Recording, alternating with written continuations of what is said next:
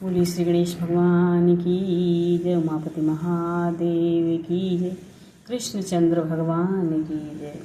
आइए सुनते हैं आज की कथा। भगवान शिव विश्वनाथ हैं, बहुत सुंदर कथा है। तो सुनिए। दक्ष प्रजापति शिव तत्व को जानते नहीं थे। शिव जी की निंदा करते हैं। उसके निंदा के शब्दों से श्रीधर स्वामी ने स्तुतिपरक अर्थ किया है। भगवान शंकर का निंदा करना महापाप है। कथा करने वाले को भी पाप लगे, सुनने वाले को भी पाप लगे। दक्ष प्रजापति ने कहा है कि शिव शमशानवासी है, शिव भूतों के पति है, यह संसार ही शमशान जैसा है।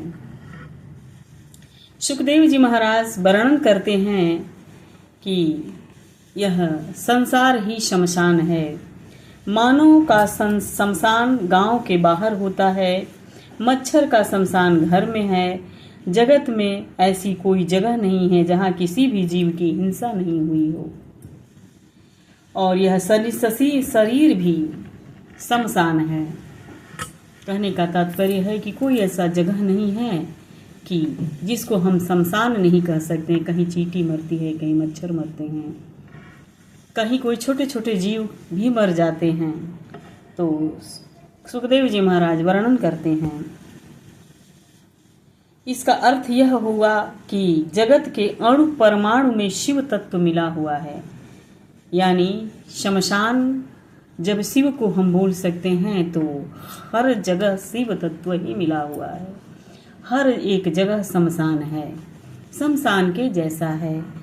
दक्ष प्रजापति ने कहा, भूत प्रेतों के वे मालिक हैं। पृथ्वी, जल, तेज, वायु, आकाश, पंच तत्व के मालिक शिव जी हैं। काशी में विश्वनाथ विराजमान है, जगत के स्वामी शिव जी हैं। शिव जी का नाम विश्वनाथ है, जो पूरे ब्रह्मांड के नाथ हैं।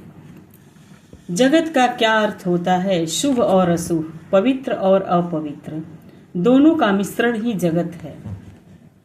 क्योंकि एक के बिना ये जगत हो ही नहीं सकता है। जन्म है तो मृत्यु है, शुभ है तो अशुभ भी है। तो इस संसार में सब कुछ खराब नहीं है और सब कुछ अच्छा भी नहीं है। शुभ और अशुभ दोनों का मिश्रण ही जगत है। जगत में विष है और तो अमृत भी है। भगवान शंकर सभी के मालिक है। भगवान हर चीज के मालिक। शंकर ऐसे हैं, उनके अंदर सब विराजमान है, वो सब कुछ के मालिक है। विष, जहर, शमशान, सब कुछ है। अशुभ शुभ सब है। तो कहते हैं सुखदेव जी कि शिव जी सभी के मालिक हैं। शास्त्रों में ऐसा वर्णन है कि चिताभस्म अपवित्र है। चिताभस्म को कोई स्पर्श करे तो उसको स्नान करना ही होगा। चिताभस्म के समान अपवित्र कोई नहीं है। श्री गंगा जी के समान कोई पवित्र नहीं है। शिव जी के मस्तक में गंगा जी है और श्री अंग में चिताभस्म है। आप कभी उज्जैन गए हैं तो उज्जैन में महाकाल हैं और महाकाल की भी काल शिव है, इसलिए उनका महाकाल नाम है। शिव मृत्युंजय है। उज्जैन में प्रातः काल में 4 बजे महाकाल की भस्म पूजा होती है। भस्म से स्नान कराया जाता है। अभिषेक करने के बाद प्रथम चिता भस्म अर्पण किया जाता है भगवान शिव को। उज्जैन में शिव स्पर्श से चिता भस्म भी पवित्र हो जाती है। चिता भस्म को कोई स्पर्श करे तो उसको स्नान कराना पड़ता है, लेकिन जब वही चिता का भस्म शिव जी को स्पर्श करती है तो चिता भस्म भी पवित्र हो जाती है। तो इसलिए कहा गया है शिव मंगलमय है। शास्त्रों में ऐसा वर्णन है कि काम अमंगल है, काम सभी का शत्रु है, काम सभी को धोखा देता है, काम सभी को दुख देने वाला है। तो काम सभी का शत्रु होने पर भी वह काम सभी को समझाता है, मैं तुम्हारा मित्र हूँ और मैं तुम्हें सुख देता हूँ। काम स्त्री को सुख नहीं देता, काम पुरुष को सुख नहीं देता, काम सभी को दुख देने वाला है, काम सुख देने वाला नहीं है। काम हमारा काम बिगाड़ता है, काम शक्ति का विनाश करता है, शक्ति क्षीण होती है हमारी। काम सभी को दुख देने वाला, शत्रु होने पर भी वह मित्र के जैसा लगता है। इसीलिए हमारे ऋषियों ने काम को अमंगल कहा है। वह सभी को धोखा देता है। जिसका काम स्पर्श कर लें उसका सब कुछ अमंगल हो जाता है। जिसको कभी काम का स्पर्श नहीं होता है वह सब कुछ उसका मंगल है। तो कहते हैं भगवान शंकर को कभी काम का स्पर्श नहीं होता है। एक बार शिव जी के पास काम गया था। शिव जी ने आंख खोल करके देखा, जल करके भस्म हो गया। शिव जी को स्पर्श नहीं कर सका। कितने ही लोग ऐसा वर्णन करते हैं कि शिव जी ने क्रोध करके काम को जलाया। ऐसा नहीं है। भगवान शंकर के मस्तक पर गंगा जी है। गंगा जी को कभी क्रोध नहीं आता। कदाचित शिव जी को क्रोध आ जाए तो जगत में कोई बाकी न रहे, इसलिए शिव जी को कभी क्रोध नहीं आता है। और शिव जी ने क्रोध करके काम को जलाया है। शिव जी को क्रोध आता ही नहीं है। शिव जी ने क्रोध करके काम को जलाया नहीं है। शिव जी का तेज कामदेव को सहन नहीं हुआ और भगवान शंकर का तेज सहन न होने से वह जल गया। किंतु शिव जी कामदेव को नहीं जलाया, बस शिव जी का जलन जो है था उनको सहन नहीं हुआ तो कामदेव इसलिए जल गए। तो यहाँ वर्णन है इस बात की कि वह शिव जी के तेज से जल गए। शिव जी क्रोध क्यों करें? शिव जी को क्रोध करने की जरूरत ही नहीं है। शिव जी का तेज उसको सहन नहीं हुआ। भगवान शंकर को काम का स्पर्श नहीं होता है। शिव जी पूर्ण निष्काम है, इसलिए मंगलमय है। शिव स्पर्श से चिताभस्म भी पवित्र हो जाता है। भगवान शंकर को चिताभस्म अर्पण करने के बाद साधु ब्राह्मण सभी को भस्म प्रसाद रूप में मस्तक में धारण करते हैं। शिव स्पर्श से चिताभस्म पवित्र हो जाता है। चिताभस्म के समान कोई अपवित्र नहीं है। गंगा जी के समान कोई पवित्र नहीं है। और पवित्र और अपवित्र दोनों के आधार शिव हैं। शिव जी के गले में विष है, मस्तक में अमृत भरा हुआ संसार भरा हुआ है और संसार में विष भी है, संसार में अमृत भी है। सभी के आधार शिव है। और ये देखा जाए तो शिव जी के शरीर पे सब कुछ विराजमान है। शुभ अशुभ, गंगा, अमृत, विष, भस्म, हर चीज शिव जी के शरीर में ही विराजमान है। इसलिए उनका नाम विश्वनाथ है। शंकर भगवान के दरबार में सभी को प्रवेश मिलता है। सर्वकाल शिव जी का दरबार हमेशा खुला रहता है सभी के लिए, कभी दरवाजा बंद नहीं होता। शिव जी के मंदिर में पर्दा नहीं होता है। शिव जी के मंदिर में कभी पर्दा नहीं लगता है। शास्त्रों में ऐसा लिखा है कि पर्दा माया का स्वरूप है। जहाँ थोड़ी भी माया है, माया का स्वरूप है, माया का नहीं, माया का स्वरूप है, वहां पर्दा रखना पड़ता है। शिव जगत के स्वामी हैं, उनके यहाँ पर्दा नहीं है, कभी दरवाजा बंद नहीं होता है। रात्रि में 12 बजे राम जी का दर्शन करने आप जाओ तो राम जी के दर्शन होगा। कृष्ण भगवान का रात्रि में 12 बजे दर्शन होगा। राजा धीराज है, रात्रि में 12 बजे दर्शन नहीं होता है। यहाँ लिखा है कि होगा क्या, थोड़ी सी हमसे गलती हो गई है कि क्या राम जी का दर्शन होगा क्या 12 बजे जाएंगे, तो प्रश्नवाचक चिन्ह है। कृष्ण भगवान को रात्रि बजे दर्शन होगा क्या, क्योंकि वह राजा धीराज है, रात में सो जाते हैं। मगर भगवान शंकर 12 बजे रात में जाओ, 2 बजे रात को जाओ, हमेशा दरवाजा खुला मिलेगा, कभी दरवाजा बंद नहीं है। जहाँ माया है वहाँ दरवाजा बंद करना पड़ता है, क्योंकि रामकृष्ण के पास तो माया है, तो उनका दरवाजा बंद करना पड़ता है।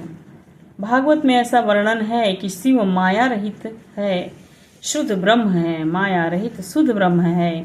कोई भी आए, किसी भी समय आए, शिव जी का दरवाजा खुला ही रहता है। राम जी का दर्शन करने के लिए कोई जाए तो हनुमान जी महाराज वहाँ गदा लेकर के खड़े रहते हैं।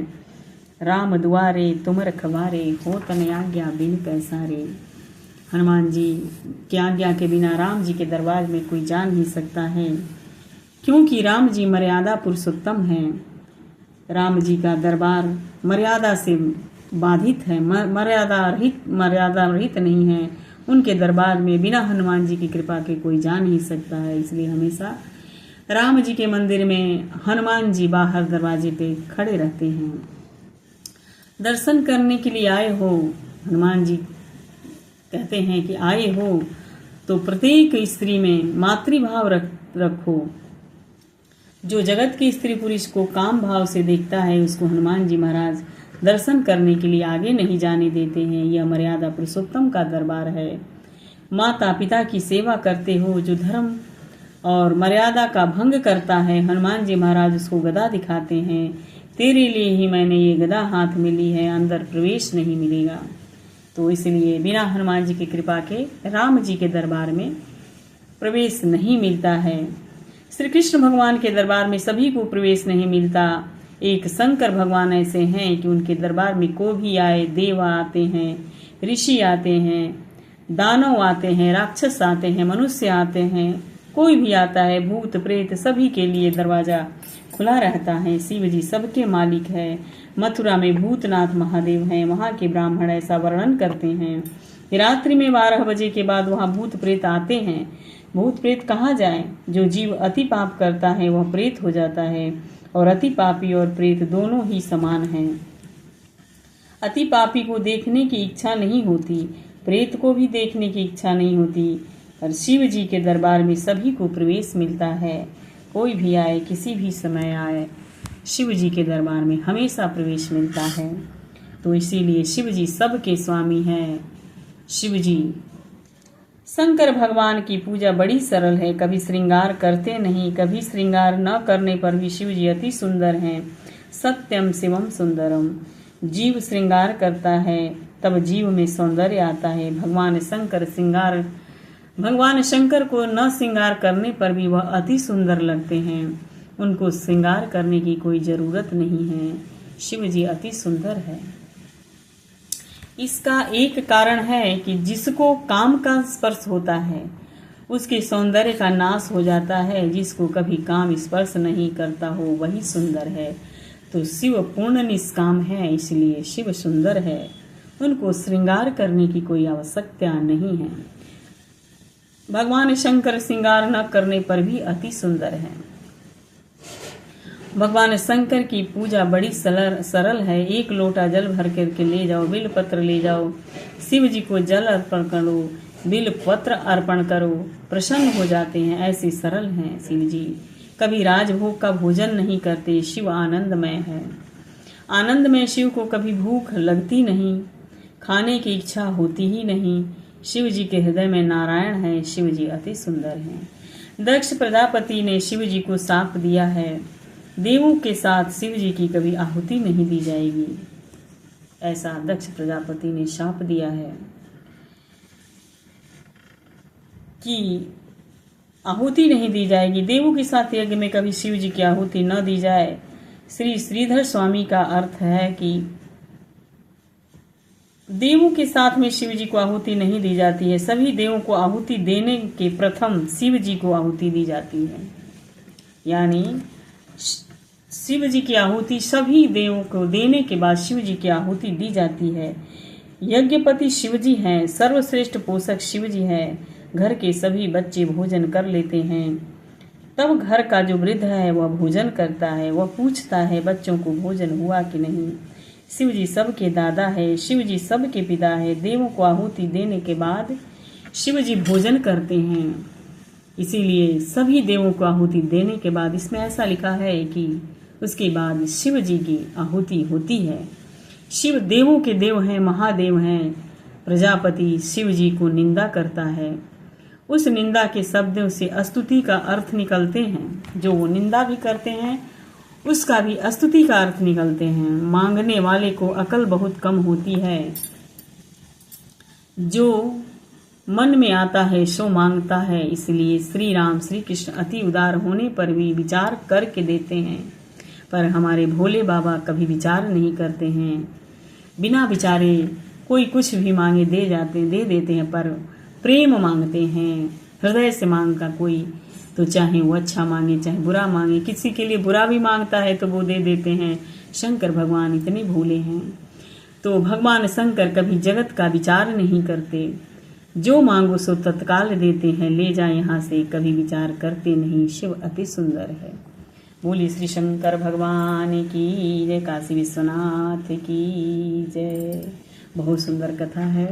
भगवान शिव जी के मैंने कभी कभी कुछ गलत शब्द का उच्चारण भी किया है तो मैं माफ़ी चाहती हूँ, क्षमा चाहती हूँ। पढ़ने आता नहीं पर पढ़ के वीडियो बना के डाल देती हूँ, अच्छा लगता है मुझे।